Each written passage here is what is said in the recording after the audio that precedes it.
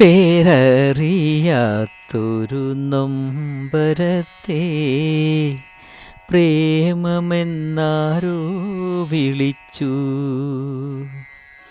പേരറിയാത്തൊരു നൊമ്പരത്തെ പ്രേമമെന്നാരോ വിളിച്ചു. മണ്ണിൽ വീണുടയുന്ന തേൻകുടത്തെ കണ്ണുനീരെന്നും വിളിച്ചു. കണ്ണുനീരെന്നും വിളിച്ചു. പേരറിയാത്തൊരു നൊമ്പരത്തെ പ്രേമമെന്നാരോ വിളിച്ചു.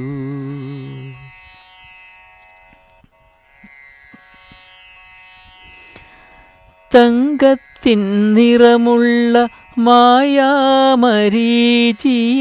സങ്കൽപ്പമെന്നു വിളിച്ചു. തങ്കത്തിൻ നിറമുള്ള മായാമരീചിയെ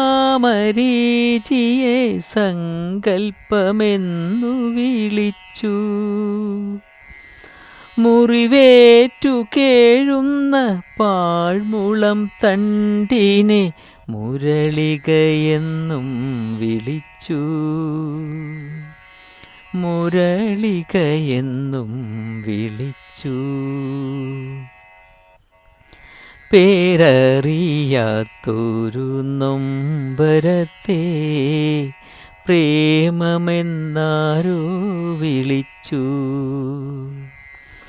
മണ്ണിൽ വീണുടയുന്ന തേൻകുടത്തെ കണ്ണുനീരെന്നും വിളിച്ചു. കണ്ണുനീരെന്നും വിളിച്ചു.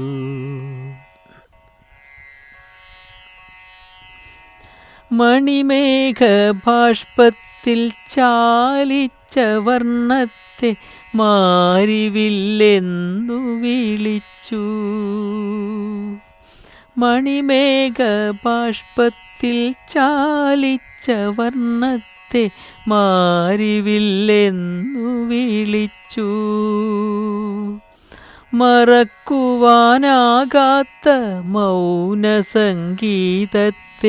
മാനസമെന്നും വിളിച്ചു. മാനസമെന്നും വിളിച്ചു. പേരറിയാത്തൊരു നൊമ്പരത്തെ പ്രേമമെന്നാരോ വിളിച്ചു. മണ്ണിൽ വീണുടയുന്ന തേൻകുടത്തെ കണ്ണുനീരെന്നും വിളിച്ചു.